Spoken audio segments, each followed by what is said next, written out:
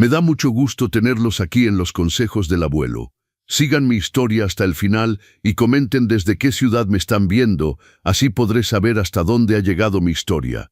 No olviden suscribirse y dejar su like si esta historia les llega al corazón. 35 años de mi vida dedicados a esa empresa, levantándome cada mañana a las 5:30, preparando el café para Patricia antes de irme al trabajo, regresando cada tarde con las manos manchadas de grasa y los pies hinchados. 35 años creyendo que la lealtad y el trabajo duro significaban algo en este mundo. 35 años levantándome antes del amanecer, tomando el mismo metro lleno de gente en la línea 1, sentándome en el mismo escritorio de la fábrica automotriz, procesando los mismos reportes de producción con el mismo cuidado meticuloso. Había recibido 4 reconocimientos de excelencia en el servicio, 6 certificados de antigüedad, decenas de cartas de agradecimiento de supervisores satisfechos, todo colgado con orgullo en mi pequeña oficina, testigo silencioso de una carrera bien cumplida. Roberto, necesitamos hablar. Las palabras del licenciado Ramírez resonaban en mi cabeza como campanas fúnebres mientras caminaba por el pasillo hacia su oficina. Era un viernes por la tarde, exactamente a las 4:30, una hora que nunca olvidaré. El pasillo me parecía interminable. Cada paso resonaba sobre el piso de linóleo como una cuenta regresiva hacia mi destino. Ya sabía lo que iba a pasar. En las últimas semanas había visto cómo despedían a mis compañeros, uno por uno. Hombres como yo que habían dedicado décadas a esta maquiladora automotriz en Tlalnepantla, reducidos a una simple línea en los recortes presupuestarios. Primero Juan Carlos, 60 años, 28 años de servicio. Luego Miguel, 62 años, que estaba ahí desde que abrió la planta.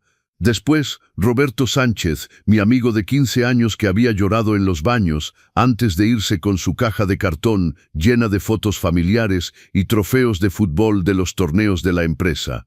Me senté frente a su escritorio, mis manos temblando mientras agarraba mi portafolio de piel gastada, ese que Patricia me había regalado hace 15 años para mis 50.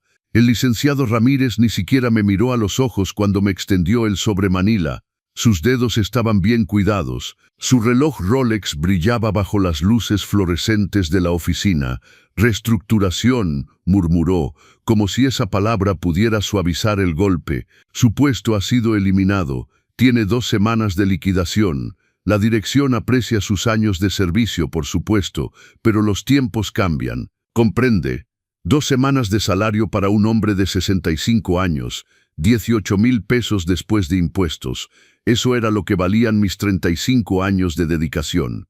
Miraba el sobre en mis manos, sintiendo el peso de todos esos años derrumbarse en un instante. 35 años de madrugadas, de café tomado de pie, de tortas comidas rápido en mi escritorio, de reportes meticulosos, de clientes satisfechos, de bonos de productividad que siempre había usado para Patricia, para sus estudios, para sus necesidades, nunca para mí, todo reducido a un sobre Manila y un apretón de manos flojo de un hombre que ni siquiera sabía mi nombre completo hace 6 meses.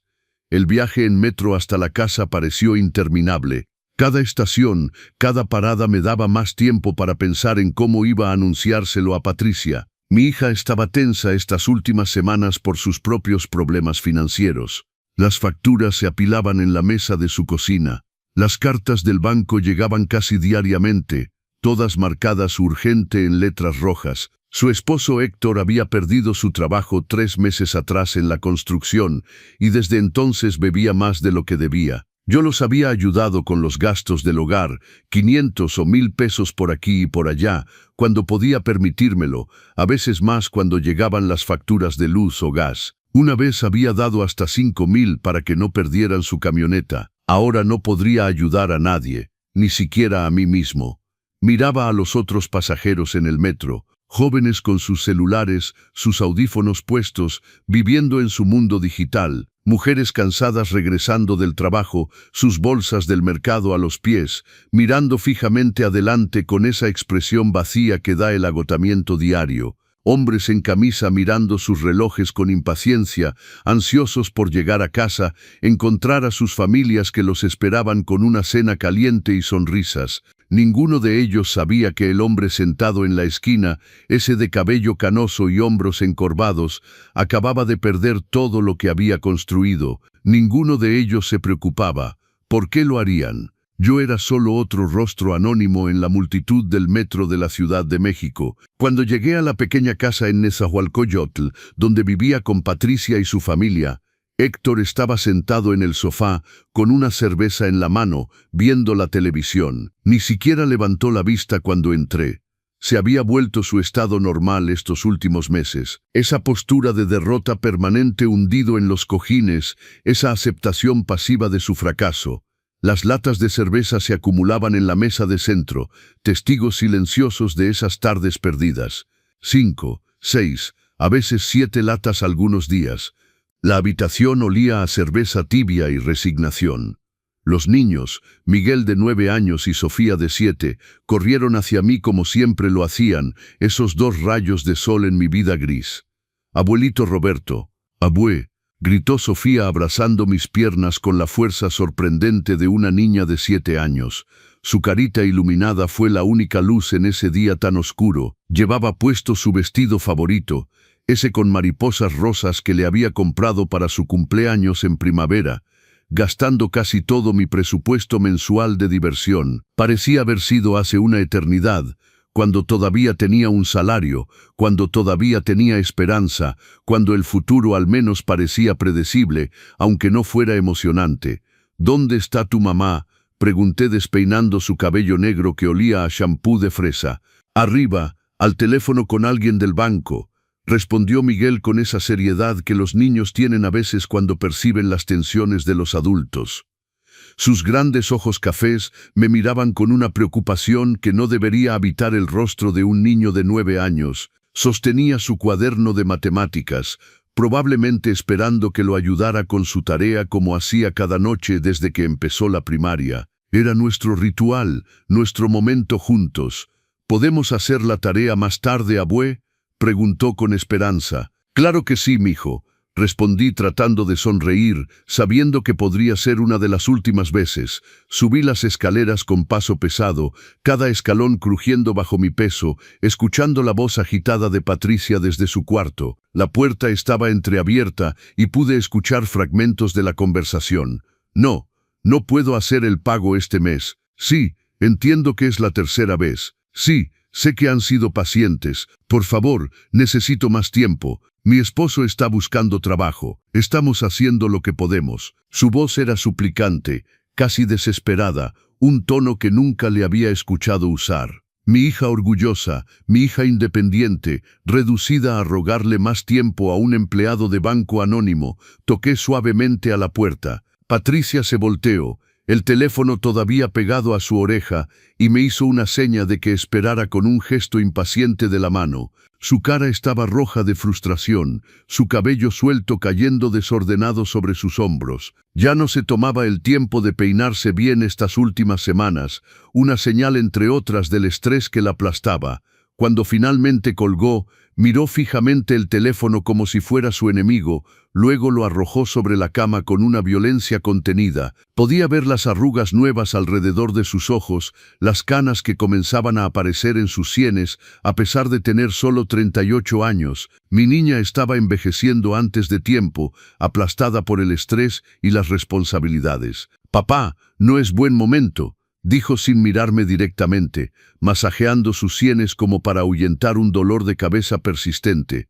«Patricia, necesito hablar contigo». Mi voz salió más débil de lo que pretendía, casi un murmullo. Ella suspiró profundamente, un suspiro largo y exasperado que parecía venir desde lo más profundo de su ser, como si mi simple presencia fuera un inconveniente adicional en su día ya complicado. «¿Qué pasó ahora? Por favor, dime que no es otro problema. No puedo manejar otra crisis hoy. Me despidieron hoy». Las palabras flotaron en el aire como burbujas de jabón antes de estallar contra la realidad. Patricia se quedó inmóvil un momento procesando la información. Sus ojos se cerraron lentamente como si pudiera borrar mis palabras con solo no mirarlas. Vi su mandíbula apretarse, sus puños cerrarse sobre la colcha. sus nudillos volviéndose blancos. Luego, lentamente, su expresión cambió de sorpresa a algo que heló mi sangre. Irritación era peor que eso. Era cálculo frío, evaluación pragmática, como si estuviera pesando mi valor en una balanza y encontrando el platillo insuficiente. Como si mirara un mueble roto y se preguntara si valía la pena repararlo o si simplemente debía tirarlo. En serio, su voz se volvió aguda, casi un grito. ¿En serio, papá? ¿Justo ahora? ¿Justo cuando Héctor está desempleado y apenas puedo pagar la hipoteca? ¿Justo cuando el banco amenaza con quitarnos la casa? No fue mi decisión, hija. Eliminaron mi puesto. A todo el equipo nos liquidaron. Es la crisis, dicen. ¿Y ahora qué vamos a hacer? Se levantó bruscamente, comenzando a caminar de un lado a otro en la habitación como un animal enjaulado, sus chanclas golpeando el piso. No puedo mantener esta casa yo sola. Héctor no encuentra trabajo. Va a entrevistas pero nadie lo llama. Los niños necesitan cosas para la escuela. Miguel necesita zapatos nuevos, los suyos están rotos. Sofía necesita lentes, la escuela nos llamó. Y ahora tú también. Se detuvo abruptamente frente a la ventana, mirándome con una frialdad que nunca había visto en sus ojos antes. Era como si estuviera calculando algo en su cabeza, haciendo cuentas que no me incluían en la ecuación, tachando líneas en una hoja de presupuesto invisible. Reconocía esa expresión. Era la que tenía cuando hacía sus presupuestos en la mesa de la cocina, cuando decidía qué gasto cortar, qué lujo eliminar, qué era esencial y qué era superfluo. «Papá», dijo finalmente, su voz peligrosamente calmada, demasiado calmada, la calma antes de la tormenta. «Necesito que entiendas algo. Esta casa, esta situación, ya no puedo mantener a alguien que no contribuye. Es así de simple. Son matemáticas». Sentí como si me hubieran dado un golpe en el estómago, todo el aire saliendo de mis pulmones de golpe. «Patricia, soy tu padre. Y yo soy una madre tratando de mantener un techo sobre las cabezas de mis hijos». Su voz se endureció, cada palabra cayendo como una piedra. «He estado pensando en esto desde hace semanas. Héctor y yo hemos hablado largo y tendido. Hemos hecho los cálculos. Si no puedes pagar tu parte, no puedes quedarte aquí. Es así de simple. Mi parte». Las palabras salieron como un murmullo ahogado. «Esta también es mi casa. Ayudé con todos los gastos. Vendí mi departamento para ayudarles con el enganche inicial. ¿Te acuerdas? Mi pequeño departamento en la Narvarte que compré después de 20 años de ahorros. ¿Con tu trabajo?» «Sí, sin trabajo, sin ayuda». Se encogió de hombros como si fuera lo más lógico del mundo, como si estuviera enunciando una ley de la naturaleza tan inevitable como la gravedad. Afuera comenzó a llover fuerte. Podía ver las gotas caer más allá de la ventana de su cuarto, acumulándose en el alféizar, formando pequeños ríos que descendían por el cristal. La temperatura había caído drásticamente esta semana, y el pronóstico había advertido de una tormenta que se acercaba, una de las más fuertes del año. El cielo se había vuelto gris acero, amenazante como un presagio de lo que vendría en mi vida. El viento comenzaba a sacudir las ramas del viejo pirul en el patio, arrancando las últimas hojas muertas. «¿Me estás echando?» Mi voz tembló a pesar de mis esfuerzos por controlarla. En plena tormenta, «A tu propio padre». Patricia evitó mi mirada, fijando la vista en un punto invisible de la pared. «No te estoy echando, solo te estoy diciendo la realidad. No puedo permitirme mantener a otra persona adulta que no contribuye económicamente. Esa es la realidad. Es cruel, pero es la vida, pero es temporal. Voy a encontrar otro empleo. Tengo experiencia, referencias. Soy trabajador». «Papá, tienes 65 años». La crueldad de esas palabras me cortó como un cuchillo. Cada sílaba una cuchilla. ¿Quién te va a contratar? Sé realista. A tu edad, con la economía como está, con cientos de jóvenes recién graduados que aceptan salarios de miseria, ¿de verdad crees que alguien te va a dar una oportunidad? ¿Crees que alguien va a elegir a un hombre de 65 años cuando puede tener a uno de 25 por la mitad del precio? Me quedé ahí de pie cerca de la puerta, sintiendo mi mundo derrumbarse pieza por pieza, ladrillo por ladrillo. Esta era mi hija, la niña que había criado solo después de que su madre, Elena, nos abandonara cuando tenía 5 años. La misma niña por quien había trabajado en doble turno, sacrificado mis sueños de viajar, de estudiar ingeniería en la universidad, dado todo lo que tenía. Me acordaba de las noches en blanco cuando estaba enferma, de las fiebres de 40 grados, de las carreras en pánico a urgencias del Seguro Social, de los ahorros guardados centavo por centavo para sus estudios, para que pudiera ir a la universidad cuando yo no había tenido esa oportunidad, de las vacaciones que nunca tomé, quedándome a trabajar mientras mis compañeros se iban a Acapulco o Veracruz para poder ofrecerle la ropa que necesitaba, los libros que quería, la bicicleta rosa que tanto deseaba para sus 7 años. No necesitas irte esta noche, continuó como si fuera una gran concesión, un regalo generoso que me hacía, pero necesito que encuentres otro lugar para el fin de semana. Eso te da 3 días, es razonable. El fin de semana, en 3 días. Para encontrar un techo, para reconstruir una vida que se había derrumbado en una tarde. Papá, por favor, no hagas esto más difícil de lo que ya es. ¿No crees que esto también me duele? Pero debo pensar en mis hijos primero. En mis hijos. Bajé las escaleras en estado de shock, mis piernas mecánicas como si pertenecieran a alguien más. Los niños jugaban en la sala, construyendo una torre con bloques, sus risas inocentes resonando en la casa. Héctor seguía en el sofá, ya en su tercera cerveza, los ojos vidriosos fijos en un programa de concursos tonto donde los participantes gritaban para ganar cantidades ridículas de dinero. Nadie me preguntó si estaba bien, nadie notó que mi mundo acababa de derrumbarse. Nadie vio las lágrimas que retenía. Me senté en el sillón cerca de la ventana, ese que había sido el sillón de mi padre antes que yo, mirando la lluvia caer cada vez más fuerte, golpeando las ventanas con violencia creciente. Miguel vino a sentarse a mi lado, abandonando sus bloques, su manita encontrando la mía. «Abue, ¿estás triste?», preguntó con esa intuición que los niños poseen a veces, esa capacidad de sentir las emociones de los adultos, incluso cuando intentamos ocultarlas. «Un poco, mijo», respondí tratando de sonreír, mis labios temblando con el esfuerzo.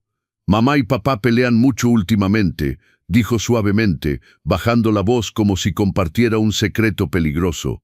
«Me da miedo. Sofía llora en las noches. Cree que no la escucho, pero la escucho». Apreté su mano más fuerte, sintiendo las lágrimas subir, quemando mis ojos. ¿Cómo podría proteger a estos niños ahora? ¿Cómo podría estar ahí para ellos cuando su propia madre me echaba a la calle? ¿Cómo podría explicarles que su abuelo iba a desaparecer de sus vidas no porque quisiera, sino porque ya no tenía valor económico? Si han seguido mi historia hasta aquí, no olviden dejar un comentario diciéndome desde dónde nos están viendo. Me calienta el corazón saber que mi experiencia puede tocar a personas en todo México y el mundo hispanohablante. Su apoyo cuenta enormemente. Esa noche fue una de las más largas de mi vida, mientras empacaba mis pocas pertenencias en 2 maletas viejas y polvorientas que había encontrado en el cuarto de tiliches, escuchaba a Patricia hablar por teléfono con alguien abajo. Su voz subía por el hueco de la escalera, clara y distinta en el silencio de la casa dormida. «Sí, ya sé que suena duro. No estoy contenta con la situación, pero ¿qué puedo hacer? No puedo mantener a mi padre indefinidamente. No tiene ahorros, todo lo dio a través de los años. Claro que me duele. ¿Crees que es fácil? Pero debo pensar en mis hijos primero. Mis hijos vienen antes que todo. Es mi deber de madre». Cada palabra era como una bofetada, como un latigazo sobre mi piel desnuda. Me senté al borde de la cama donde había dormido estos 5 últimos años, desde que me mudé con ellos después de vender mi departamento para ayudarles con el enganche de esta casa. Era otra de mis contribuciones que aparentemente habían olvidado, borrado de su memoria como se borra una mancha molesta. Ese departamento en la colonia Narvarte, pequeño pero cómodo, con vista a un parquecito donde me gustaba leer los domingos, que representaba todos mis ahorros, toda mi seguridad futura, toda mi red de protección. Lo había vendido sin dudarlo cuando Patricia me dijo que necesitaban ayuda para comprar una casa más grande para los niños, para para que cada uno tuviera su cuarto, para que tuvieran un patio donde jugar. Miraba alrededor del pequeño cuarto que había sido mío estos 5 años. Las paredes estaban decoradas con los dibujos que Miguel y Sofía me habían hecho. Una colección colorida de casas con soles sonrientes, de monitos de palitos tomados de la mano, de corazones rojos con "Te amo, abue" escrito en letras torpes. Un portarretratos en la cómoda mostraba a Patricia de niña, sonriendo con sus 2 dientes de enfrente faltando, sosteniendo orgullosa su primer premio de natación. Otra foto nos mostraba a todos juntos en la última Navidad, hace apenas 11 meses antes de que todo empezara a derrumbarse, todos sonriendo frente al árbol decorado, sin saber que sería la última Navidad feliz. Doblaba cuidadosamente mi ropa, mis 3 trajes para las ocasiones especiales, mis camisas blancas para el trabajo que ya no usaría, mis suéteres que mi madre me había tejido antes de morir. Cada objeto era un pedazo de mi vida, un testimonio de quien había sido. Dejé los dibujos de los niños en las paredes. No podía soportar quitarlos, como si dejarlos ahí mantuviera un vínculo, por más tenue que fuera. El sábado por la mañana llegó demasiado rápido. La lluvia seguía cayendo, transformando las calles en ríos grises. Patricia me llevó hasta la central de autobuses en un silencio total. Absolutamente ninguna palabra intercambiada durante los 30 minutos de trayecto. No hubo lágrimas, no hubo despedidas cálidas, ni siquiera una mirada en mi dirección, solo un silencio incómodo, pesado, sofocante mientras conducía por las calles mojadas. Los limpiaparabrisas hacían su trabajo metódico, borrando la lluvia una y otra vez, hipnótico, como si pudieras borrar los problemas de la vida tan fácilmente como borras el agua de un parabrisas. Hay un albergue para personas sin hogar en el centro, dijo finalmente cuando llegamos, sin mirarme, fijando la vista en el volante. Solo temporalmente hasta que te organices. Tienen camas, comidas calientes. No es tan terrible. Un albergue. El padre de 65 años que había trabajado toda su vida, que la había criado solo, que había sacrificado todo por ella, que nunca había tomado vacaciones, que había usado los mismos zapatos durante 3 años para poder pagar sus clases de piano, ahora iría a un albergue para personas sin hogar. Me dejó en la puerta, ni siquiera esperó para asegurarse de que entrara, para ver si alguien me recibiría. Solo hizo un gesto rápido de despedida con la mano y se fue rápido, casi acelerando, dejándome ahí parado bajo la lluvia torrencial con mis 2 maletas y el corazón roto en 1000 pedazos. La vi alejarse, su carro desapareciendo en el tráfico denso de la Ciudad de México, llevándose consigo los últimos vestigios de nuestra relación padre-hija, de todo lo que habíamos sido el uno para el otro.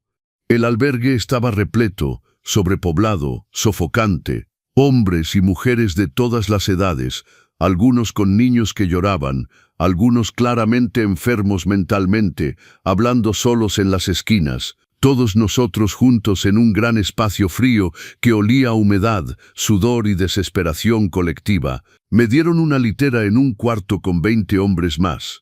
Algunos jóvenes, víctimas de la crisis económica, otros viejos como yo, desechados por sus propias familias. La cama era dura, incómoda, los resortes se sentían bajo el colchón delgado, las sábanas estaban ásperas, rugosas contra la piel, y la almohada olía a alguien más, llevando el olor íntimo de un extraño.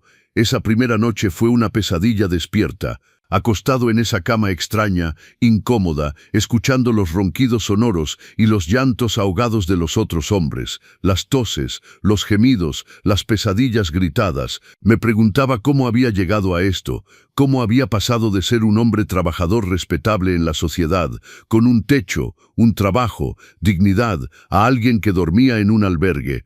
Un hombre en la cama de al lado lloraba suavemente toda la noche, llamando sin cesar el nombre de su hija. María, María, ¿por qué? Otro hablaba solo, reviviendo conversaciones del pasado, argumentando con fantasmas invisibles. El aire estaba espeso, pesado, cargado de historias rotas y sueños abandonados, de vidas que se habían descarrilado, de destinos crueles. A la mañana siguiente, en el comedor ruidoso que olía a café barato y desinfectante, conocí a don Julio.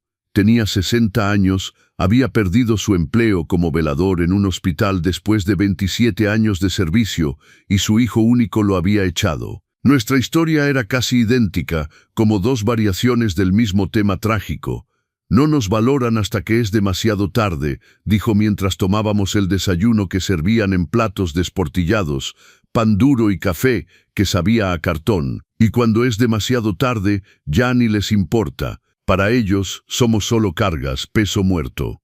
Don Julio tenía ojos amables pero profundamente cansados, cavados por años de trabajo duro, de noches en blanco y ahora por la traición amarga de su propia familia. Me contó cómo su hijo le había dicho exactamente las mismas palabras que Patricia me había dicho: no puedo permitirme mantener a alguien que no contribuye. Como si fuéramos muebles de los que podían deshacerse cuando ya no servían, objetos desechables sin valor emocional.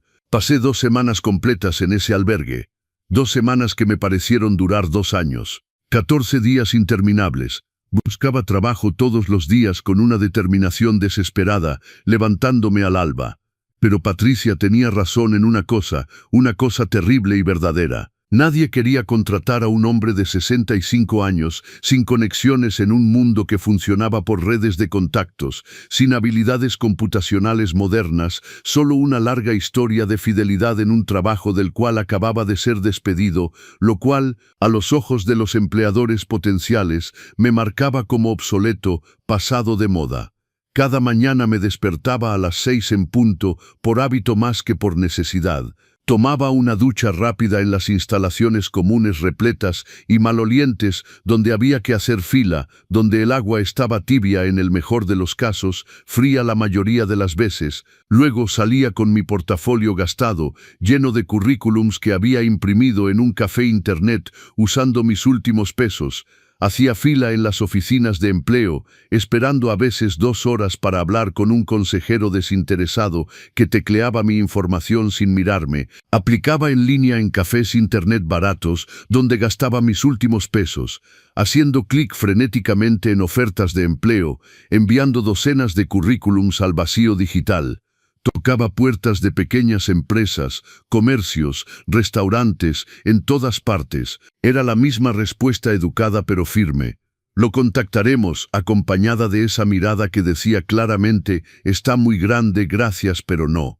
Una tarde particularmente desalentadora, después de mi 10º rechazo del día, mientras estaba sentado en el área común del albergue, llenando más formularios de solicitud, en una computadora vieja que tardaba 5 minutos en cargar cada página, una mujer de unos 50 años, con una sonrisa dulce, se acercó a mí. «Disculpe que lo moleste», dijo amablemente con un verdadero calor en la voz. «Pero no pude evitar notar que usted parece diferente de los demás aquí. Se ve, no sé cómo decirlo, se ve como alguien que no debería estar aquí». Su nombre era Rosa, y era voluntaria en una clínica médica local desde hace 15 años. No sabía si sentirme ofendido o agradecido por su observación. Tenía cabello corto entrecano y una sonrisa cálida que parecía genuina, no forzada como tantas sonrisas de lástima que había recibido. «Trabajo en una clínica que está haciendo un estudio médico importante.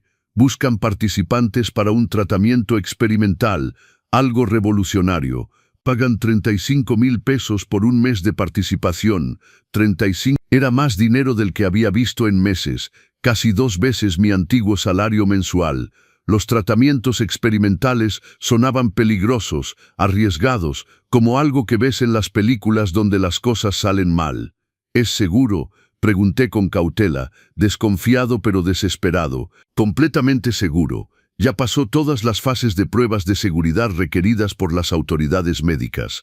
Básicamente están estudiando cómo diferentes grupos sanguíneos raros reaccionan a un medicamento nuevo para una enfermedad de la sangre. Solo tiene que dar muestras de sangre regularmente y someterse a algunos exámenes médicos de rutina. Toma alrededor de un mes, tal vez un poco más. Nada invasivo ni peligroso. Un mes de mi vida por 35,000 pesos y una posible salida de esta pesadilla del albergue.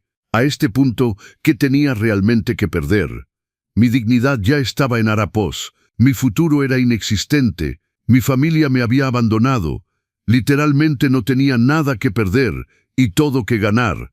A la mañana siguiente fui a la clínica en la dirección que me había dado. Era un edificio moderno e inmaculado en un excelente barrio de la ciudad, en la colonia Polanco cerca de Masaryk. Un mundo completamente diferente, un universo paralelo comparado con el albergue. Los pisos de mármol brillaban bajo la iluminación LED. El aire olía a limpieza médica y antiséptico en lugar de desesperación y miseria humana. Plantas verdes exuberantes decoraban el vestíbulo espacioso. Personas en batas blancas caminaban con determinación, llevando expedientes, teniendo un propósito, una dirección. La doctora Patricia Morales, quien dirigía el estudio, me recibió personalmente en su oficina del tercer piso. Era joven, tal vez de 30 y tantos, con lentes elegantes de armazón rojo y una manera profesional pero sorprendentemente amable de hablar que me puso inmediatamente cómodo. Su oficina estaba llena de diplomas prestigiosos en la pared, de fotos de conferencias médicas internacionales. Me lo explicó todo en detalle, hablando despacio, asegurándose de que entendiera cada aspecto. Estaban probando un nuevo tratamiento revolucionario para una enfermedad sanguínea rara que afectaba a miles de personas en México. Necesitaban personas con grupos sanguíneos específicos y raros para comparar las reacciones, para establecer bases de datos, para perfeccionar su tratamiento. ¿Su tipo de sangre es B negativo? Preguntó después de hacer el análisis inicial con un piquete rápido en el dedo. Sí, siempre ha sido así. Es lo que siempre me han dicho. Sonrió ampliamente y su cara se iluminó con una emoción profesional evidente.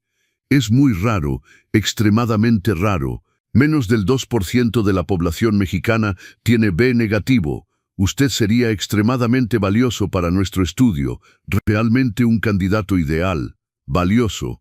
No había escuchado esa palabra aplicada a mí desde hacía tanto tiempo que casi había olvidado lo que se sentía ser considerado como alguien con valor. Durante décadas había sido útil, necesario, confiable, puntual, trabajador, pero valioso. ¿Cuándo había sido valioso para alguien por última vez? Tal vez nunca. Firmé todos los papeles legales necesarios, rubricando cada página, y comencé el estudio la semana siguiente. Los primeros días fueron simples, casi agradables en su rutina. Extracciones de sangre rápidas y profesionales, exámenes físicos completos, cuestionarios detallados sobre mi salud pasada y presente, mi historial familiar. Me pagaron la mitad por adelantado como prometieron, 17,500 pesos en efectivo sonante, que usé inmediatamente para rentar un cuartito en una casa familiar en Coyoacán, un barrio modesto pero respetable. No era gran cosa, solo un cuarto de 12 metros cuadrados con una cama individual, un ropero, una mesa y una silla, pero era mío, era limpio, era privado.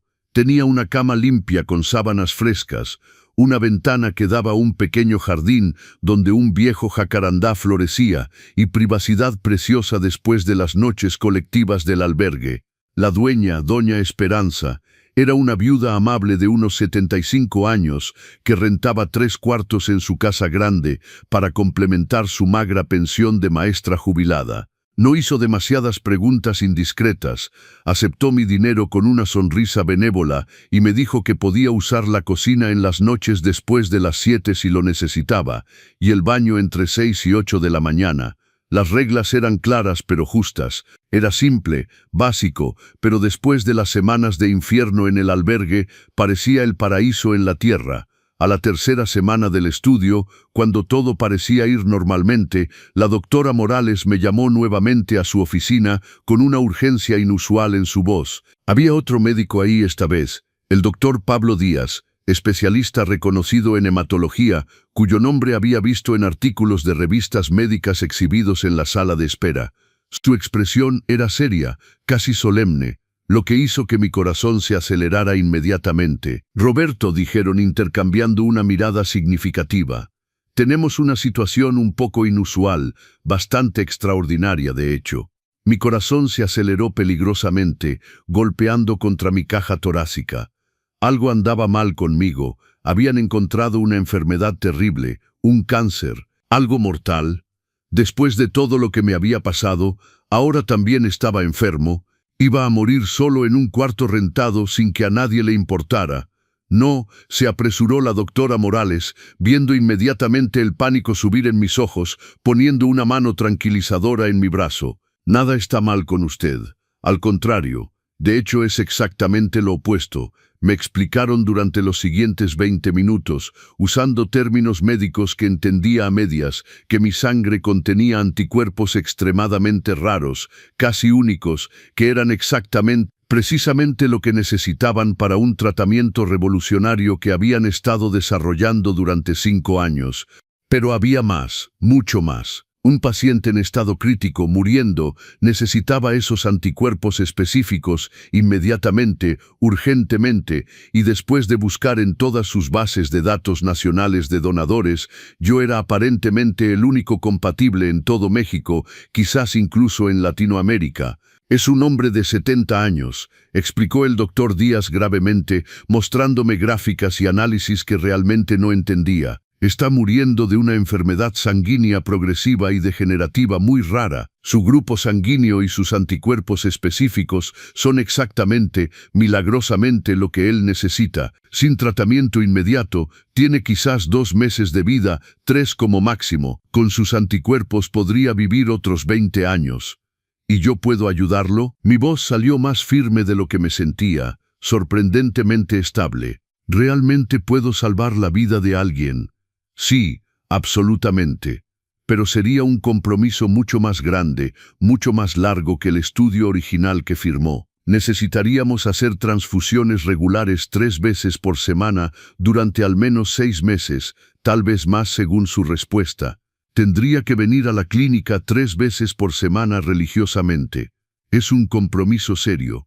Me recosté en la silla cómoda de cuero, procesando la información increíble, tratando de comprender lo que realmente me estaban diciendo. Yo estaba literalmente, concretamente en posición de salvar la vida de alguien. Yo, el hombre que su propia hija había tirado como basura sin valor, ahora tenía el poder único de darle vida a un extraño, de ofrecerle 20 años más en esta tierra.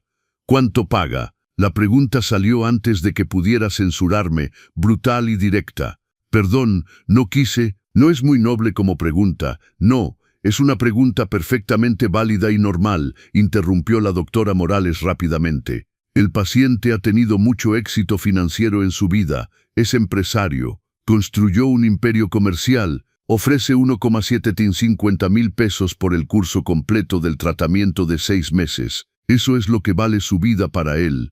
El mundo pareció detenerse completamente. El tiempo se congeló. 1,750,000 pesos. Era más dinero del que había ganado en los últimos 10, quizás 15 años combinados. Era suficiente para recomenzar completamente mi vida, para nunca más tener que mendigar, para nunca más estar a merced de alguien más, para vivir dignamente mis últimos años. «Hay algo más que debes saber. Algo inusual», dijo el doctor Díaz suavemente, casi tímidamente. «El paciente insiste en conocerlo personalmente. Quiere verlo, hablarle, agradecerle cara a cara antes de que comencemos el tratamiento. Es muy importante para él psicológicamente». A la tarde siguiente, después de una noche en blanco reflexionando, me llevaron a un cuarto privado lujoso en el Hospital Ángeles de las Lomas. Era más lujoso que mi propio cuarto rentado, más parecido a una suite de hotel 5 estrellas que a un cuarto de hospital. Había cuadros auténticos en la pared, no reproducciones baratas, muebles de madera genuina que olían a cera de abeja, cortinas de terciopelo grueso, una vista magnífica panorámica de la ciudad y las montañas a lo lejos. Y en la cama médica sofisticada, conectado a varias máquinas que pitaban suavemente, pero todavía con ojos brillantes, inteligentes y vivos, estaba un hombre que reconocí inmediatamente a pesar de los 47 años transcurridos. Fernando Mendoza, mi mejor amigo de infancia perdido. Fernando era mi mejor amigo de la infancia en Oaxaca. El hombre, no, el muchacho con quien había crecido en nuestro modesto barrio en Xochimilco, con quien había compartido absolutamente todos mis secretos de niños, mis sueños ingenuos de aventura, mis miedos nocturnos. Éramos absolutamente inseparables desde los 7 años hasta los 18, como hermanos incluso, hasta que su familia se mudó abruptamente a la Ciudad de México cuando teníamos 18 años, porque su padre había conseguido un mejor empleo. Nos habíamos prometido solemnemente, con las manos entrelazadas, mantenernos en contacto para siempre, escribirnos cada semana, visitarnos durante las vacaciones. Pero la vida había decidido otra cosa, como lo hace a menudo. Las cartas entusiastas se habían espaciado progresivamente, volviéndose mensuales, luego trimestrales, luego se habían detenido completamente. Las llamadas telefónicas costosas se volvieron cada vez más raras, luego inexistentes, y luego nada durante largos años, un silencio total, un agujero negro en nuestras vidas respectivas. Roberto, su voz estaba debilitada por la enfermedad, pero absolutamente inconfundiblemente reconocible, portando los ecos de nuestra juventud compartida. Dios mío todopoderoso, Roberto Sánchez, ¿eres realmente tú? Fernando, murmuré acercándome lentamente a la cama, mis piernas temblando ligeramente bajo la emoción y el shock. ¿Tú? ¿Cómo? ¿Cómo es esto posible? ¿Cómo te encontré? Río suavemente, una risa que se transformó rápidamente en tos seca y dolorosa. No te encontré, te lo juro. El destino nos encontró. La providencia, Dios, llámalo como quieras. Cuando los doctores me dijeron hace 3 días que finalmente habían encontrado un donador raro y compatible después de meses de búsqueda desesperada, nunca imaginé, nunca soñé, nunca me atreví a esperar que serías tú mi hermano de la infancia perdido. Una mujer entró al cuarto en ese momento preciso, interrumpiendo nuestra reunión emocional. Era elegante y distinguida, de aproximadamente mi edad, tal vez un poco menor, con cabello gris plateado perfectamente peinado y ojos suaves color café que escudriñaron mi rostro con curiosidad benévola y cálida.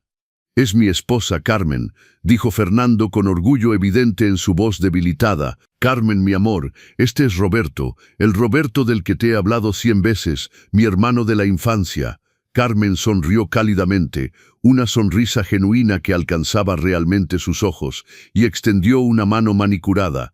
El famoso, el legendario Roberto. Fernando me ha contado de sus aventuras de niños tantas veces a través de todos estos años. Las batallas épicas de casitas de lodo en el canal, las exploraciones peligrosas en las trajineras donde se perdían regularmente, el día memorable cuando salvaron juntos a ese perro callejero de una muerte segura en el agua. Eran héroes en su mente. No sabía absolutamente si debía sentirme avergonzado o halagado por esta introducción, pero había tanta bondad auténtica, tanto calor genuino en los ojos de Carmen, que toda la tensión que me habitaba desapareció instantáneamente. En las semanas siguientes, mientras comenzaba el tratamiento regular 3 veces por semana, puntual como un reloj, aprendí progresivamente sobre la vida impresionante de Fernando. Después de su mudanza traumática a la Ciudad de México a los 18, había estudiado brillantemente administración de empresas en el ITAM, salió con las mejores calificaciones de su generación.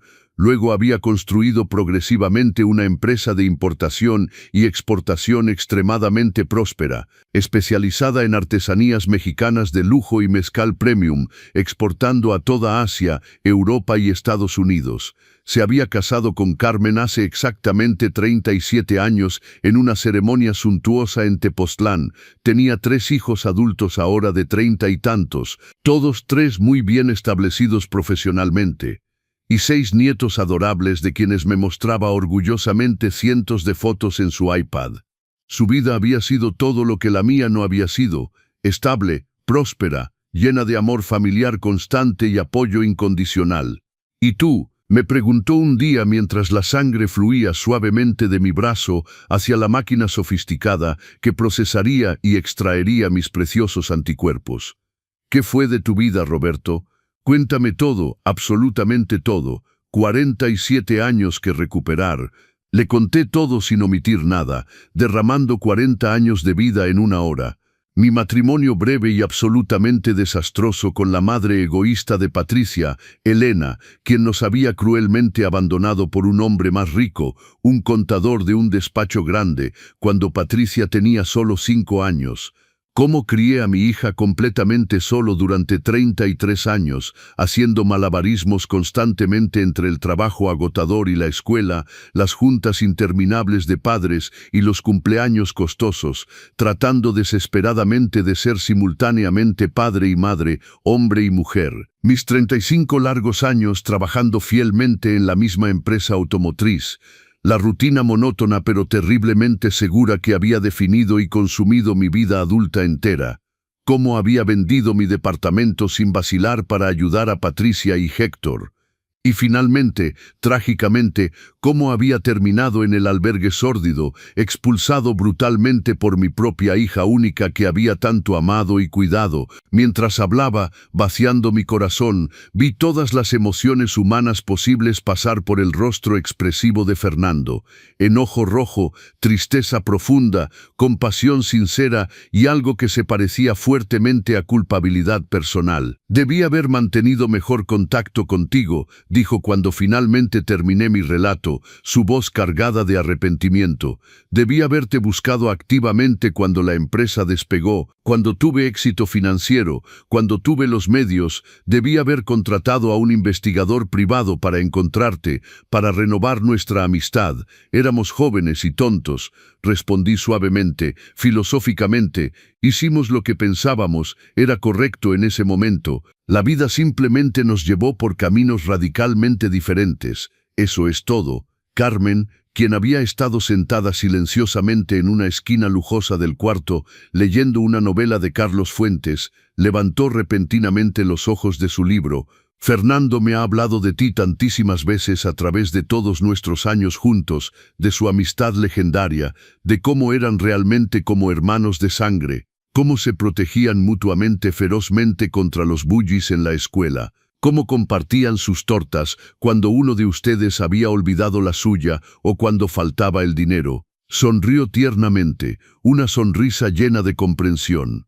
No estoy absolutamente celosa de su historia, sé perfectamente que me ama profundamente, pero también sé que hay diferentes tipos de amor preciosos en una vida humana. Esta honestidad desarmante, esta apertura emocional generosa de su parte, me tocó profundamente hasta las lágrimas. Con el paso regular de las semanas de tratamiento, algo extraño y maravilloso comenzó a suceder gradualmente. La salud declinante de Fernando comenzó a mejorar espectacularmente, casi milagrosamente. Su color grisáceo regresó progresivamente a un rosa saludable. Sus niveles de energía dramáticamente bajos aumentaron exponencialmente. Los médicos especialistas estaban sinceramente sorprendidos, incluso choqueados de ver qué tan extraordinariamente estaba respondiendo positivamente al tratamiento experimental.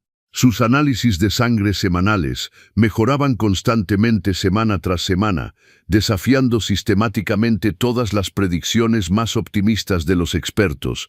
Es absolutamente como si su cuerpo reconociera intuitivamente sus anticuerpos como propios, dijo la doctora Morales un día, completamente maravillada y confundida profesionalmente. Nunca he leído en la literatura médica una compatibilidad biológica tan perfecta entre dos personas no relacionadas. Es casi milagroso. Fernando y Carmen comenzaron generosamente a invitarme cálidamente a cenar a su casa una vez por semana, generalmente el domingo por la noche. Vivían en una magnífica residencia impresionante en las lomas de Chapultepec, con una majestuosa fachada de cantera rosa y un jardín privado exuberante atrás, con una fuente colonial antigua. Milagrosamente, nunca me hicieron sentir ni una sola vez inferior social o económicamente. Carmen cocinaba personalmente platillos absolutamente deliciosos y refinados, mole poblano que se deshacía en la boca, cochinita pibil con cebolla morada encurtida, tartas de manzana caseras que olían maravillosamente. Fernando contaba historias fascinantes y vívidas sobre sus muchos viajes profesionales alrededor del mundo entero, los viñedos pintorescos en la Toscana, los mercados coloridos de especias embriagadoras en Marrakech, los templos budistas silenciosos y serenos en Kioto. Una noche particularmente memorable, mientras ayudaba a Carmen en su cocina moderna y espaciosa después de una cena copiosa, ella me dijo algo que cambió completa y definitivamente mi perspectiva sobre absolutamente todo. «Roberto», dijo muy suavemente, muy seriamente, mientras enjuagaba cuidadosamente los platos de porcelana fina, «quiero sinceramente que sepas algo importante. No te veo absolutamente como el amigo nostálgico de la infancia de mi esposo. Te veo como el hombre generoso y valiente que está literalmente salvando su vida ahora, hoy, en este momento mismo. Y por eso, por ese regalo invaluable, te amaré eternamente, siempre». Lágrimas calientes rodaron abundantemente por mi rostro arrugado. Nadie, absolutamente nadie, ni siquiera mi propia hija de sangre, había expresado tal gratitud profunda y sincera, tal afecto genuino hacia mí en años interminables. A la 8ª semana precisa de tratamiento regular, la doctora Morales me llamó otra vez a su oficina elegante con urgencia palpable. Esta vez, significativamente, Fernando y Carmen también estaban presentes ahí, ambos luciendo sonrisas radiantes y felices en sus rostros. «Roberto», dijo Fernando, su voz ahora asombrosamente fuerte y clara, sin ninguna de las debilidades terribles que tenía cuando nos reencontramos milagrosamente. «Los médicos especialistas dicen oficialmente que estoy en remisión completa total. Voy a vivir normalmente gracias exclusivamente a ti, a tu sangre generosa. Voy a ver a mis 6 nietos adorables crecer y convertirse en adultos. Voy a envejecer pacíficamente con Carmen como siempre lo soñamos. Todo gracias únicamente a ti, a tu generosidad». Se levantó fácilmente de su silla acolchonada, algo que absolutamente no habría podido hacer hace solo 2 meses, y se acercó lentamente a mí. Me tomó firmemente en sus brazos robustos, un gesto físico que me sorprendió emocionalmente y me calentó profundamente al mismo tiempo. «Carmen y yo hemos hablado largo y seriamente de esto durante horas. Los 1,750 pesos sustanciales que te ofrecimos inicialmente no son definitivamente suficientes. No son suficientes para expresar nuestra gratitud infinita». Me extendió ceremoniosamente un sobre grueso de papel craft. Adentro había un documento legal oficial. «Hemos definitivamente transferido 14 millones de pesos completos a una cuenta bancaria segura a tu nombre personal. Es nuestra manera sincera de agradecerte profundamente por darnos generosamente más tiempo precioso juntos». 14 millones de pesos. No podía absolutamente procesar mentalmente las cifras astronómicas. Era una cantidad fabulosa de dinero que nunca, ni en mis sueños más salvajes, había imaginado poseer. Era una verdadera fortuna, seguridad financiera completa de por vida, libertad total y absoluta. «Fernando, Carmen, realmente no puedo aceptar esto», comencé débilmente, mis manos temblando violentamente mientras sostenía el sobre pesado. «Es mucho, demasiado. Si puedes, y lo vas a aceptar», interrumpió Carmen muy firmemente, categóricamente, «y lo vas a aceptar sin discutir porque te lo mereces absolutamente. Porque tu hija ingrata te trató abominablemente, cruelmente. Porque generosamente pasaste toda tu vida entera dando sin medida a los otros. Y ahora es definitivamente el momento de que alguien te dé algo sustancial de regreso». Esa noche, sentado solo en mi pequeño cuarto modesto rentado en casa de doña Esperanza, miraba fijamente el estado de cuenta bancario oficial que la doctora Morales me había ayudado a imprimir. 14 millones de pesos después de transferencia. Era objetivamente rico. Ahora, por primera vez en mi vida larga y difícil, no tendría absolutamente que preocuparme constantemente por el dinero nunca más. Podía finalmente hacer cualquier cosa, ir absolutamente a cualquier lugar, ser quien quisiera, pero extrañamente, la primera cosa en la que pensé no fui yo mismo para nada, fue Patricia. Cómo me había brutalmente expulsado, cómo me había tratado como si fuera basura desechable sin valor. Y luego, repentinamente, una realización liberadora, una epifanía. No le debía absolutamente nada. No tenía que hablarle para nada de mi dinero nuevo, no tenía ninguna obligación de compartirlo con ella. Por primera vez en mi vida entera pasada sirviendo a los demás, podía finalmente libremente elegir ponerme en primer lugar. Si les ha gustado esta parte de los consejos del abuelo, no olviden suscribirse al canal y activar las notificaciones para no perderse ninguna de mis historias futuras. Dejen un like si esta parte los conmovió. 3 días después de esa revelación, mientras caminaba tranquilamente en un centro comercial moderno buscando muebles para un nuevo departamento más espacioso en el que pensaba seriamente, la vi completamente por casualidad. Patricia estaba en una tienda de ropa de descuento barata, mirando ansiosamente las etiquetas de precio con una expresión profundamente preocupada. Estaba visiblemente más delgada que antes, casi esquelética, con ojeras oscuras y profundas bajo sus ojos cansados. Su ropa estaba claramente gastada y deshilachada, su suéter raído en las muñecas y los codos. Durante un largo momento, consideré simplemente voltearme silenciosamente y partir discretamente. Pero entonces, inevitablemente, ella me vio. «Papá», su voz sonó sorprendida, tal vez incluso llena de esperanza desesperado. Se acercó, abandonando completamente la blusa barata que examinaba. «Papá, justo estaba pensando en llamarte pronto. Las cosas han estado tan terriblemente difíciles recientemente. Héctor finalmente encontró un empleo precario, pero el salario es realmente terrible, prácticamente el mínimo. Perdimos la casa, como quizás sepas.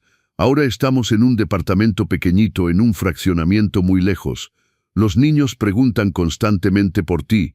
Te extrañan muchísimo». La dejé hablar sin interrumpirla, observando atentamente su rostro, estudiando cada microexpresión. Podía claramente ver el cálculo evidente detrás de sus ojos cansados, la esperanza transparente de que tal vez yo había milagrosamente encontrado un empleo cualquiera, que tal vez podía generosamente ayudarla otra vez como antes, como siempre lo había hecho toda su vida. Era exactamente la misma expresión manipuladora que tenía cuando quería algo de mí cuando era pequeña. Esa mezcla calculada de encanto superficial y manipulación emocional que había perfeccionado y refinado a través de los años.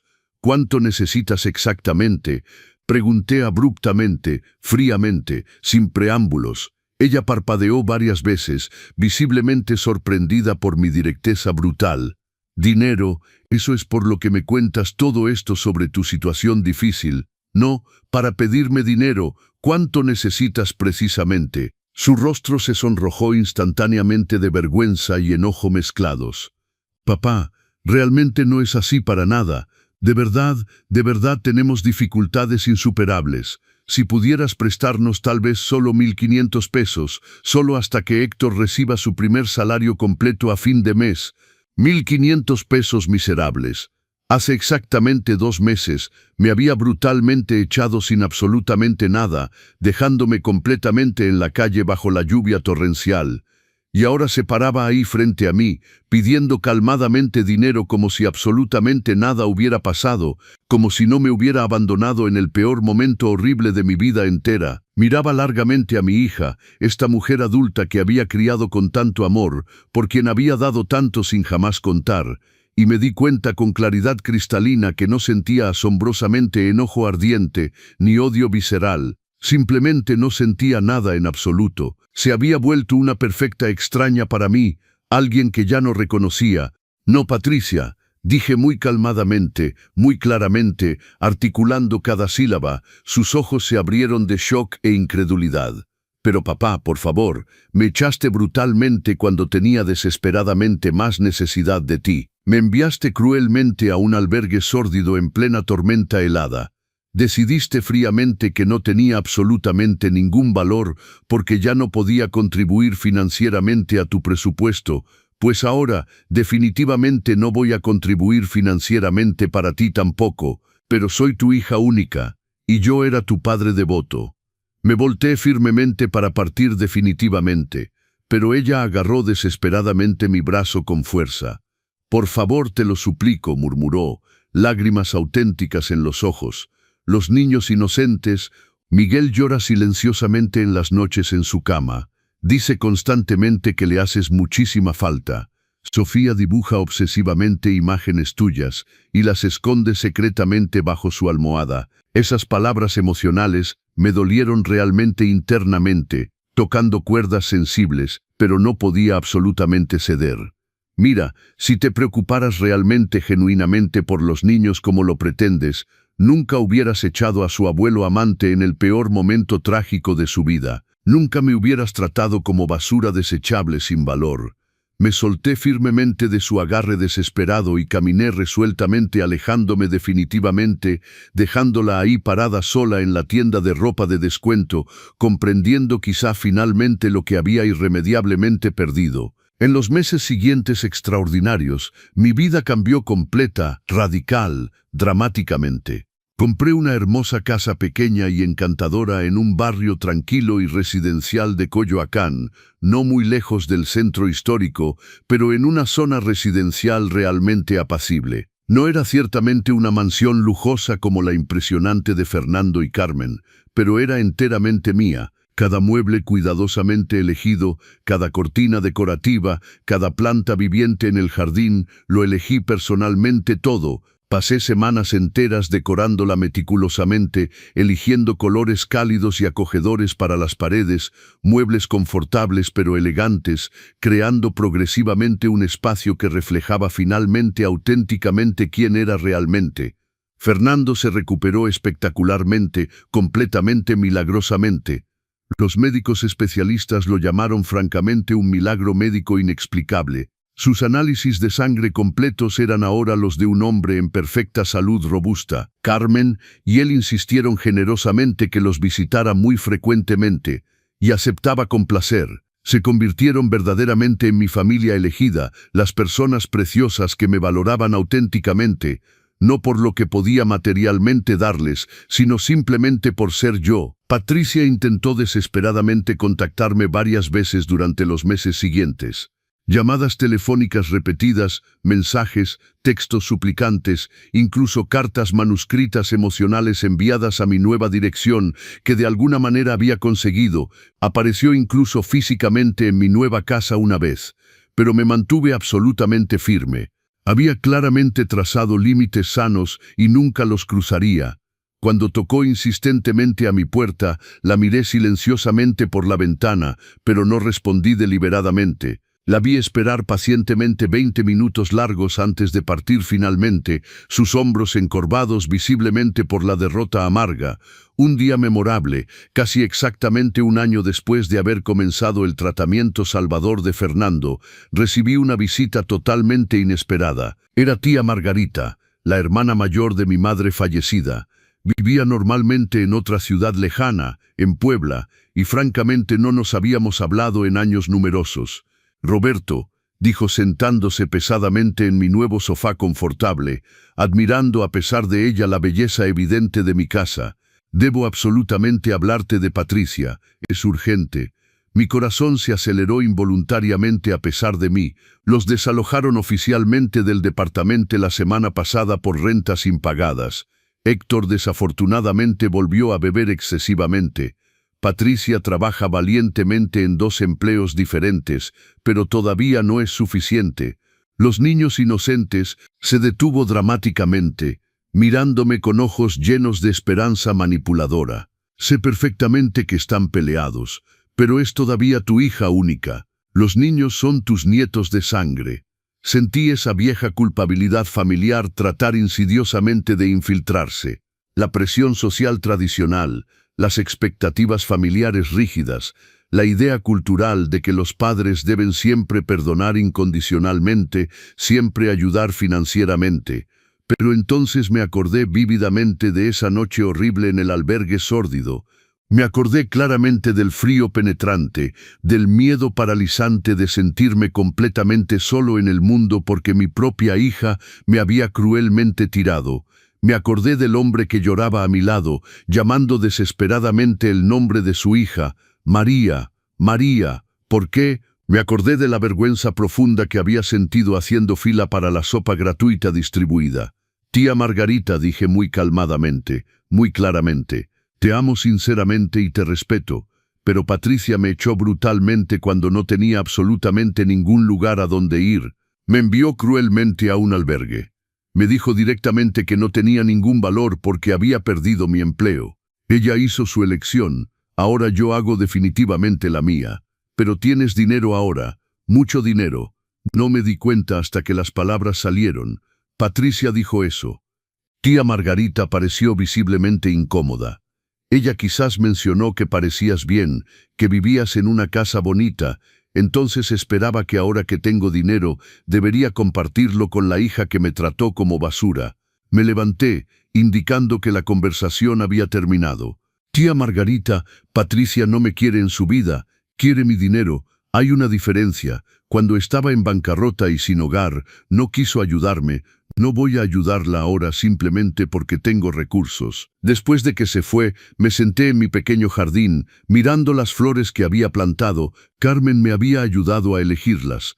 Rosas rosas y amarillas, margaritas blancas, algunas hierbas aromáticas, lavanda que perfumaba el aire al atardecer. Se había convertido en mi refugio, este espacio que había creado con mis propias manos.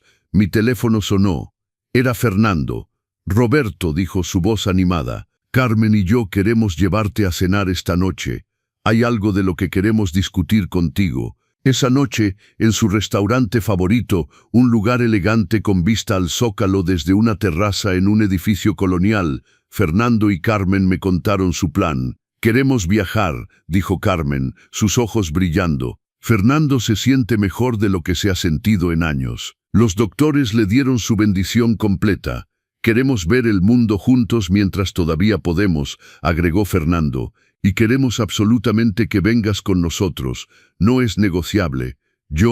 Mi voz salió más débil de lo que quería. ¿Por qué no? Carmen sonrió. No tienes compromisos que te detengan, y sinceramente, te has convertido en parte de nuestra familia. No podemos imaginar hacer este viaje sin ti. Sentí las lágrimas subir. ¿Están hablando en serio? Completamente, dijo Fernando tomando mi mano. Me diste una segunda oportunidad de vivir. Déjanos darte una segunda oportunidad de vida. 2 semanas después, estábamos en Guanajuato. Yo, que nunca había salido de la Ciudad de México excepto una vez a Veracruz cuando era joven, caminaba por las calles coloridas de Guanajuato con 2 amigos queridos, comiendo enchiladas mineras y visitando el Museo de las Momias. Me paré frente al Callejón del Beso, maravillado por la historia romántica que se extendía frente a mí. Visitamos Oaxaca, donde Fernando y yo volvimos a los lugares de nuestra infancia y comimos mole negro en el mercado Benito Juárez. Guadalajara, donde admiramos el Hospicio Cabañas y escuchamos mariachi en la Plaza de los Mariachis hasta tarde en la noche. San Miguel de Allende, donde caminamos por las calles empedradas y vimos el atardecer desde la parroquia. En cada ciudad me sentía más vivo, más yo mismo de lo que me había sentido en décadas. No era el abuelo de nadie, no era el empleado de nadie, era solo Roberto, un hombre viviendo su vida, descubriendo su país, riendo con sus amigos, saboreando cada momento como el regalo que era. En San Cristóbal de las Chiapas, mientras tomábamos café en un pequeño café cerca del Zócalo, mirando a los vendedores de artesanías y los turistas, Carmen me tomó por sorpresa. ¿Eres feliz, Roberto? La pregunta me sorprendió. Sí, creo que lo soy. Incluso sin tu hija, sin tus nietos. Reflexioné cuidadosamente antes de responder. Duele, especialmente por los niños. Pienso en ellos todos los días, pero no me arrepiento de mi decisión. Por primera vez en años me siento como una persona completa, no como alguien que existe solo para servir a otros. Carmen asintió, removiendo su café de olla. Fernando me dijo algo interesante ayer. Dijo que cuando era joven pensaba que el amor significaba sacrificarlo todo por la otra persona, pero que con los años aprendió que el amor verdadero nunca exige que te pierdas a ti mismo. Esas palabras resonaron profundamente en mí. Exactamente eso. Pasé toda mi vida perdiéndome por los demás, por Elena, por Patricia, por mi trabajo, y al final, ¿qué me trajo? Y ahora te encuentras a ti mismo, dijo Fernando suavemente. Cuando regresamos a la Ciudad de México después de 3 meses de viaje, Fernando estaba en plena salud. Verlo caminar por la puerta de su casa, sonriendo y abrazando a Carmen, cargado de recuerdos y fotos de nuestros viajes, fue una de las experiencias más conmovedoras de mi vida. Había ayudado a hacer esto posible, Esa noche, después de que Carmen se fue a dormir, Fernando y yo nos sentamos en el jardín trasero de su casa, mirando las estrellas sobre la Ciudad de México. «Roberto», dijo suavemente, «debo decirte algo, que Carmen me habló de la visita de tu tía, y quiero que sepas que no importa lo que decidas hacer, siempre tendrás un hogar con nosotros». Esas palabras me trajeron lágrimas a los ojos. «Fernando, ustedes me han dado más en estos meses que mi propia familia en años, pero debo construir mi propia vida». «Lo sé», sonrió, «pero quería que lo supieras». 3 meses después, me mudé a mi casa definitiva en Coyoacán. Me inscribí en un taller de pintura en el Centro Cultural. Comencé clases de guitarra que siempre había querido tomar. Empecé a vivir para mí mismo. Patricia no me contactó más directamente. Me enteré por conversaciones que escuché que habían encontrado un departamento pequeño en Iztapalapa. Héctor trabajaba como velador nocturno. Patricia limpiaba casas durante el día. Los niños iban a la escuela pública del barrio. 1 año después del tratamiento, recibí una carta de Miguel. La letra era torpe, infantil, pero clara. «Querido abuelito Roberto, mamá dice que no puedo verte porque estás enojado con nosotros, pero yo no estoy enojado contigo. Me haces mucha falta, te extraño mucho. Con cariño, Miguel». La carta me hizo llorar, pero también me dio esperanza. Ese día establecí un fideicomiso de 1,500,000 pesos para Miguel y Sofía, accesible a sus 18 años. No podía estar en sus vidas ahora, pero podría darles un futuro que su madre no podía proveer. 2 años después de esa noche en el albergue, vi a don Julio, el hombre de 60 años expulsado por su hijo, pidiendo limosna cerca del metro Coyoacán. Lo reconocí inmediatamente. Sus ojos cansados, su postura derrotada. Me acerqué a él. «Don Julio, ¿se acuerda de mí?». Me miró confundido al principio. Luego sus ojos se iluminaron con reconocimiento. «¿Roberto? ¿El del albergue?». «Sí, venga conmigo». Lo llevé a un restaurante cercano. Ordenamos comida caliente. Mientras comía, me contó que nunca había podido salir del albergue, que su salud estaba empeorando, que su hijo nunca lo buscó. «Don Julio, ¿qué le parecería tener un trabajo y un lugar donde vivir?». Esa conversación me dio la idea. Con ayuda de Fernando, quien aportó su experiencia empresarial, y Carmen, quien conocía muchas organizaciones sociales, establecí Nuevo Amanecer, una fundación para ayudar a personas mayores abandonadas por sus familias. No era una simple casa de asistencia, era un programa integral. Ayudábamos a personas mayores a encontrar empleo adecuado a sus capacidades, les dábamos vivienda temporal, apoyo psicológico, entrenamiento en nuevas habilidades. Don Julio fue nuestro primer beneficiario. Se convirtió en el portero del edificio donde establecimos las oficinas de la fundación.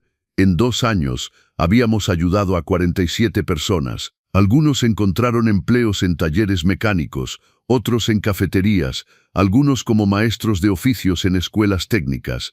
Cada historia era diferente, pero todas compartían el mismo dolor, el abandono familiar. Fernando se convirtió en el presidente honorario de la fundación. Carmen organizaba eventos de recaudación. Yo trabajaba directamente con los beneficiarios, escuchando sus historias, compartiendo la mía. Un día, un periodista del periódico Reforma vino a hacer un reportaje sobre la fundación. Publicaron un artículo grande con foto. Mi nombre estaba ahí, Roberto Sánchez, fundador de Nuevo Amanecer, ex empleado de fábrica que dedicó su fortuna a ayudar a personas mayores abandonadas. La historia se hizo viral en redes sociales. Empezamos a recibir donaciones de toda la República. Empresas locales ofrecieron empleos a nuestros beneficiarios. La Secretaría de Desarrollo Social nos contactó para replicar el modelo en otros estados. 5 años después de aquella noche en el albergue, estaba en mi jardín cuando mi teléfono sonó. Era un número que no reconocía. «Abuelito Roberto», dijo una voz joven pero más madura que la que recordaba. «Sofía, sí, abue, tengo 12 años ahora.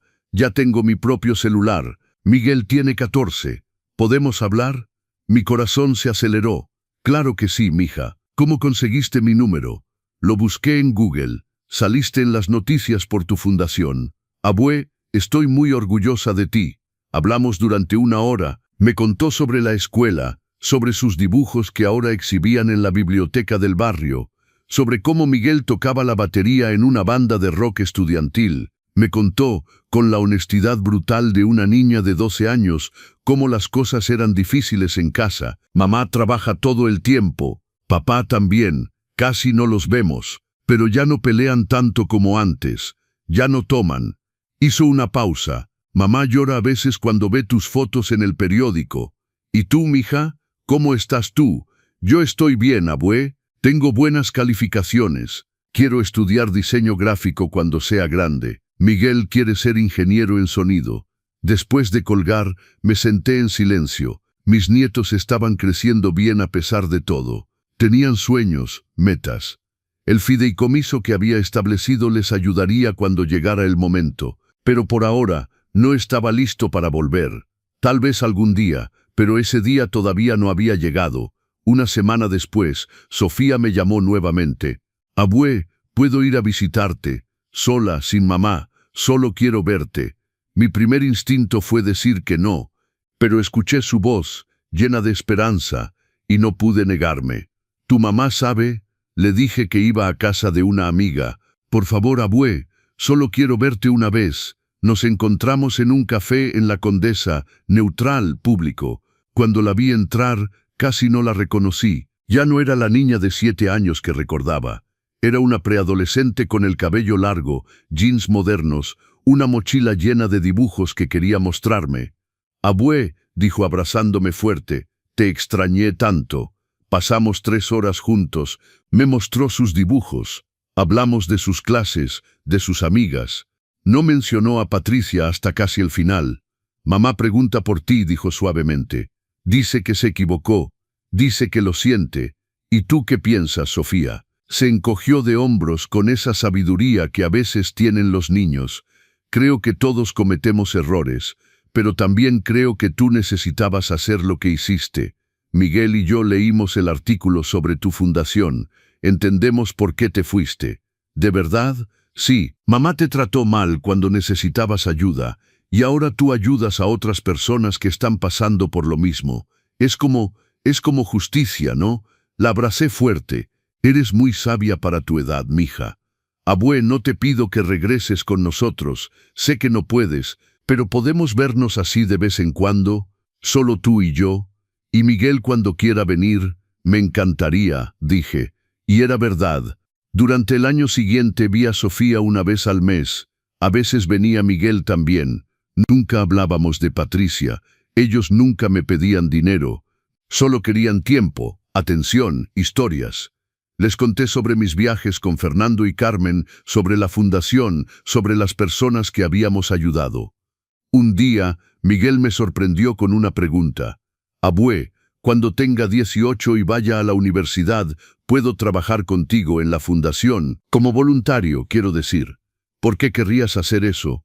Porque me inspiras, dijo simplemente. Me enseñaste que nunca es tarde para empezar de nuevo, y que ayudar a otros es la mejor manera de sanar. Fernando y Carmen se convirtieron en abuelos honorarios de Miguel y Sofía. Los invitamos a las cenas de domingo. Carmen les enseñó a cocinar platillos tradicionales. Fernando les contó historias de negocios, les dio consejos sobre educación financiera. Son buenos niños, me dijo Carmen un día, no es su culpa lo que pasó. Lo sé, respondí, por eso establecí el fideicomiso. Quiero que tengan oportunidades. ¿Le dirás a Patricia sobre el dinero? No, es para ellos, no para ella. Lo sabrán cuando tengan 18. Un día memorable, 6 años después de aquella noche terrible. Patricia apareció en el evento anual de la fundación. No la había invitado. Simplemente llegó, parada al fondo del salón donde presentábamos nuestro informe anual. Cuando terminó el evento, se acercó. Había envejecido, tenía más canas, más arrugas, pero había algo diferente en sus ojos. Humildad, tal vez, o arrepentimiento genuino. Papá, dijo suavemente, no vine a pedir nada. Solo vine a decir que estoy orgullosa de ti, de lo que has construido, de cómo ayudas a personas como tú, personas que sus propias familias abandonaron. Me quedé en silencio esperando el pero. No llegó. Los niños me cuentan de sus visitas contigo, continuó. No les digo que no vayan. Necesitan a su abuelo. Y tú necesitas a alguien que te vea por quien eres, no por lo que puedes dar. ¿Por qué me dices esto ahora? Porque he tenido 6 años para pensar. 6 años limpiando casas, trabajando hasta el cansancio, viendo a Héctor luchar con su adicción y finalmente superarla. 6 años entendiendo lo que te hice. Suspiró profundamente. No te pido perdón porque no lo merezco. Solo quería que supieras que finalmente entiendo. Entiendo lo que es sentirse desechable. Entiendo el valor de la dignidad. Y entiendo que te perdí no el día que te eché, sino mucho antes, cuando dejé de verte como mi padre y empecé a verte como un cheque. Se dio la vuelta para irse. Patricia la llamé. Se detuvo. No estoy listo para perdonar todavía. Tal vez nunca lo esté completamente, pero agradezco que hayas venido. Asintió, con lágrimas en los ojos, y se fue. Esa noche Fernando, Carmen y yo cenamos en mi casa. Había aprendido a cocinar desde que viví solo y preparé carnitas con tortillas hechas a mano. ¿Cómo te sientes?, preguntó Carmen. Honestamente, no lo sé, admití. Parte de mí quiere creer que ha cambiado, pero otra parte recuerda esa noche bajo la lluvia.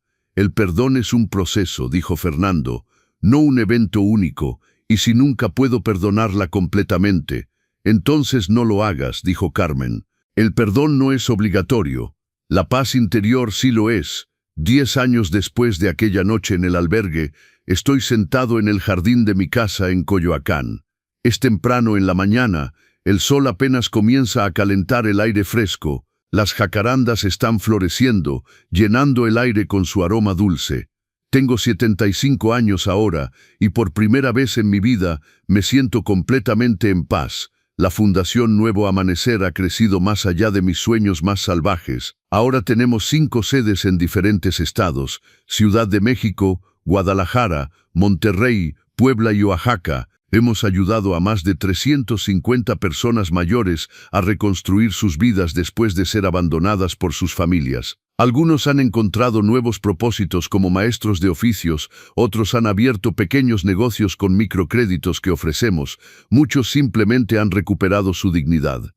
Don Julio, quien ahora tiene 70 años, se convirtió en el director de operaciones de nuestra sede principal. Su historia inspiró a docenas de personas a buscar nuestra ayuda. Usted me salvó la vida, me dice constantemente.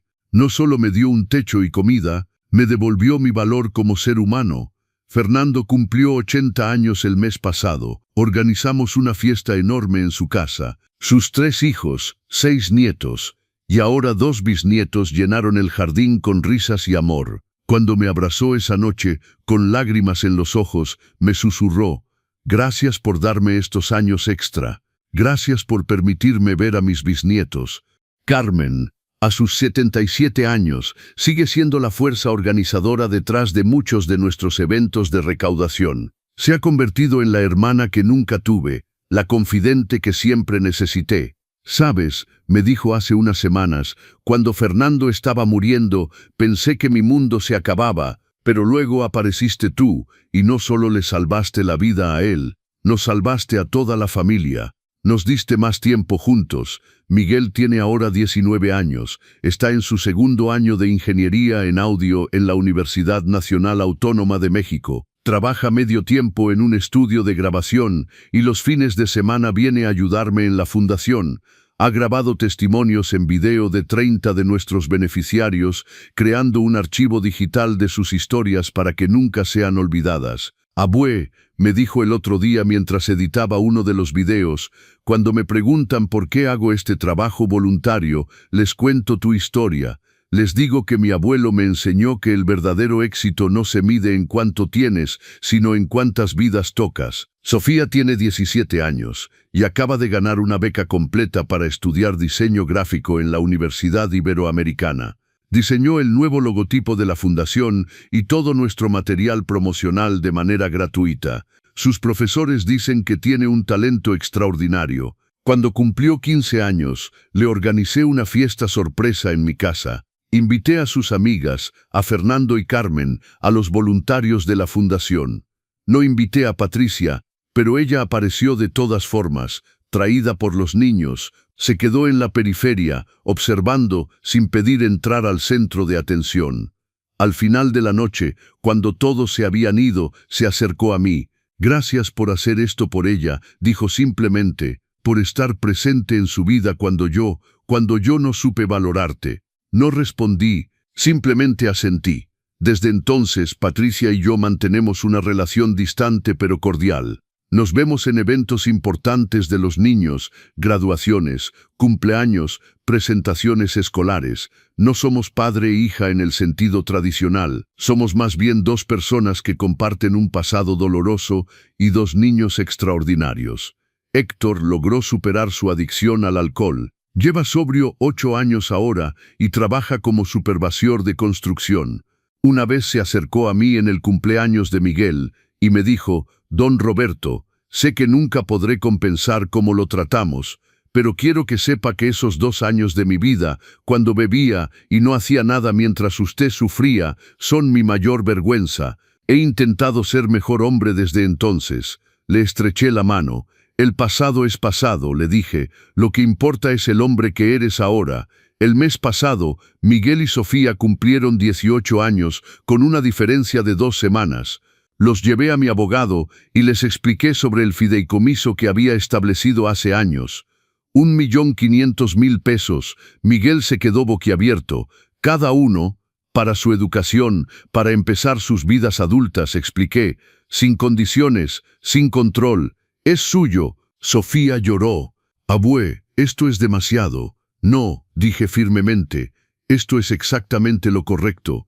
Sus padres no pudieron darles seguridad económica, pero yo sí puedo, y lo hago con amor, no con obligación». Miguel me abrazó fuerte. «Voy a usarlo bien, abue, te lo prometo». «Lo sé, mijo, por eso se los doy». Patricia se enteró del fideicomiso una semana después. Los niños se lo contaron. Vino a mi casa, sola, una tarde lluviosa, similar a aquella noche terrible hace 10 años. «Entraste», le dije cuando tocó a la puerta. Se sentó en mi sala, mirando las fotos en las paredes, mis viajes con Fernando y Carmen, los eventos de la fundación, graduaciones de Miguel y Sofía, mi nueva vida documentada en imágenes. «Les diste más de lo que yo jamás podré darles», dijo finalmente, su voz quebrándose. «Les di lo que pude. Tú les diste tu tiempo, tu esfuerzo, tu amor de la única manera que sabías», respondí. «No es una competencia, Patricia. Debí haberte valorado cuando te tenía», dijo, lágrimas corriendo por su rostro. «Debí haber sido mejor hija». «Sí», dije simplemente. No iba a mentirle. «Debiste. ¿Alguna vez me perdonarás?», pensé cuidadosamente antes de responder. «Honestamente, no lo sé. El perdón no es algo que pueda forzar, pero he encontrado paz, he encontrado propósito, he construido una vida que me satisface, y eso, para mí, es suficiente». Ella asintió, secándose las lágrimas. «Los niños te aman mucho, ¿sabes? Hablan de ti todo el tiempo, y yo los amo a ellos, por eso hice lo que hice». Se levantó para irse. En la puerta se volteó. «Para lo que vale, papá, estoy orgullosa del hombre que eres, del hombre que siempre fuiste, solo que no lo apreciaba». Después de que se fue, me senté en mi jardín, mirando las estrellas aparecer en el cielo nocturno de la ciudad. Mi teléfono vibró. Era un mensaje de Fernando. «Carmen y yo queremos que vengas a cenar mañana. Tenemos noticias emocionantes». A la noche siguiente, en su comedor elegante, Fernando y Carmen compartieron su noticia. Habían decidido donar 5 millones de pesos a la Fundación Nuevo Amanecer en su testamento. «Pero eso es demasiado», protesté. «No», dijo Carmen firmemente, «es exactamente lo correcto. Esta fundación salvará cientos de vidas más después de que no estemos. Es nuestro legado junto con el tuyo. Además», agregó Fernando con una sonrisa, «técnicamente tú me diste 20 años extra de vida. Esos 20 años me permitieron ver crecer a mis nietos, conocer a mis bisnietos, construir más riqueza. Todo eso fue gracias a ti. Este es mi pequeño pago». «Tu sangre valía millones literalmente», bromeó Carmen. «Estos 5 millones son solo el comienzo». Esa noche, conduciendo a casa por el periférico, reflexioné sobre el viaje increíble de estos 10 años. De ser un hombre roto, sin hogar, sin valor percibido, a ser fundador de una organización que cambia vidas, abuelo querido, amigo leal. La semana pasada, la Secretaría de Bienestar me otorgó un reconocimiento nacional por mi trabajo con personas mayores abandonadas. En la ceremonia en el Palacio Nacional, rodeado de funcionarios y periodistas, di un discurso que había ensayado cuidadosamente. Este reconocimiento no es solo mío, dije. Es de cada persona mayor que se ha sentido invisible, desechable, sin valor. Es para don Julio, quien ahora dirige nuestras operaciones. Es para doña María, quien a sus 72 años aprendió a usar computadoras y ahora enseña clases de alfabetización digital. Es para don Pedro, quien abrió una pequeña carpintería a sus 68 años y ahora emplea a 3 jóvenes del barrio. Hice una pausa, mirando a la audiencia. Hace 10 años, dormía en un albergue para personas sin hogar. Mi propia familia me había dicho que no tenía valor porque había perdido mi empleo. Pero descubrí algo importante. Nuestro valor como seres humanos no viene de lo que podemos dar materialmente. Viene de quiénes somos, de cómo tratamos a otros, de cómo nos levantamos después de caer. Vi a Patricia en la audiencia acompañada de Miguel y Sofía. Estaba llorando silenciosamente. Si hay algo que quiero que recuerden de mi historia es esto. Nunca es demasiado tarde para empezar de nuevo. Nunca son demasiado viejos para tener dignidad. Y nunca permitan que alguien les diga que no tienen valor. La ovación fue ensordecedora. Después de la ceremonia, Miguel me abrazó. Abue, eso fue increíble. Quiero ser como tú cuando sea grande. No, le dije suavemente, quiero que seas mejor que yo. Quiero que seas la mejor versión de ti mismo. Ahora, sentado en mi jardín esta mañana tranquila, pienso en todas las lecciones que la vida me ha enseñado. He aprendido que la familia verdadera no siempre es la que comparte tu sangre. A veces es la que eliges, la que te elige cuando más lo necesitas. He aprendido que el dinero puede resolver problemas materiales, pero no compra dignidad ni respeto. Eso solo viene de cómo vives tu vida, de las decisiones que tomas, de las personas que ayudas. He aprendido que el perdón es complejo, no es un interruptor que enciendes o apagas, es un proceso. A veces largo, a veces incompleto, y está bien, no tienes que perdonar completamente para encontrar paz. He aprendido que nunca es demasiado tarde. A los 65 años, cuando muchos piensan que la vida está terminando, la mía apenas comenzaba. Los últimos 10 años han sido los más significativos, los más satisfactorios, los más auténticos de toda mi existencia. Mi teléfono suena. Es Sofía. Abue. Estás libre esta tarde. Miguel y yo queremos llevarte a comer. Tenemos algo que contarte. Claro, mija. Todo bien, más que bien. Te vemos a las 2. A las 2 en punto. Mis nietos llegan a mi casa. Miguel trae su guitarra. Sofía su carpeta de dibujos. Nos sentamos en el jardín bajo la sombra del jacarandá. Abue, empieza Miguel. Sofía y yo hemos estado hablando. Queremos hacer algo con parte del fideicomiso. ¿Qué tienen en mente? Sofía abre su carpeta. Queremos crear una beca dentro de la Fundación Nuevo Amanecer. Una beca para nietos de beneficiarios que quieran ir a la universidad. Miguel continúa. Pensamos aportar 300,000 pesos cada uno. No queremos que otros niños crezcan sin sus abuelos porque las familias los abandonaron. Y si no podemos prevenir eso, al menos podemos ayudar a esos niños a tener un futuro mejor. Me quedo sin palabras, con lágrimas en los ojos. La llamaremos Beca Roberto Sánchez, dice Sofía suavemente, para que todos sepan quién nos inspiró. Los abrazo a ambos, sintiendo mi corazón tan lleno que podría explotar. Esto es mi verdadero legado. No el dinero, no la fundación, sino estos 2 jóvenes extraordinarios que aprendieron de mi experiencia y eligieron convertir ese dolor en algo hermoso. Esa noche, después de que Miguel y Sofía se van, Fernando me llama. Está emocionado. ¿Escuchaste sobre la beca que quieren crear tus nietos? Sí, me lo acaban de contar. Roberto, ¿te das cuenta de lo que has hecho?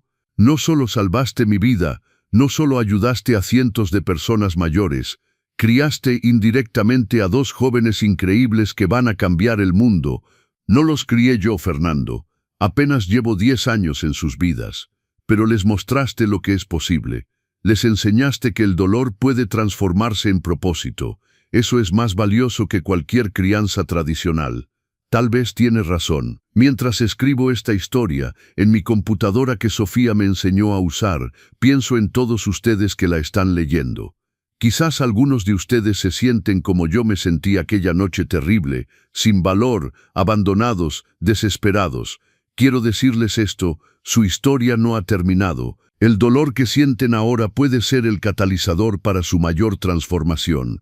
La traición que experimentan puede enseñarles quiénes son realmente las personas que merecen estar en sus vidas. No será fácil.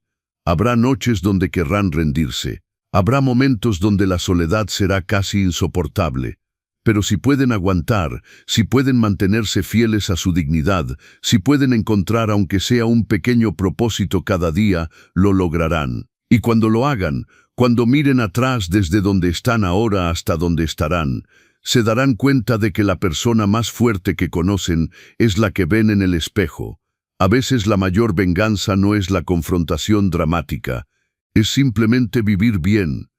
Es construir una vida tan auténtica, tan significativa, tan llena de propósito que aquellos que te descartaron se den cuenta demasiado tarde de lo que perdieron. Pero para entonces ya no les importará su arrepentimiento, porque habrán encontrado algo mucho más valioso, paz interior, propósito genuino y familia elegida que te valora por quien eres, no por lo que puedes dar. Si esta historia les ha tocado el corazón, los invito a suscribirse a los consejos del abuelo, dejen un like, compartan esta historia con alguien que necesite escucharla. Comenten de qué ciudad nos están viendo, qué parte de la historia resonó más con ustedes. Recuerden, no importa su edad, nunca es demasiado tarde para un nuevo amanecer. Su valor no está determinado por otros, está determinado por ustedes mismos. Gracias por acompañarme en este viaje, gracias por permitirme compartir mi historia, y sobre todo, gracias por recordar que la dignidad y el amor propio nunca están en venta. Hasta la próxima historia, mis queridos amigos. Con cariño, Roberto Sánchez, fundador de Nuevo Amanecer.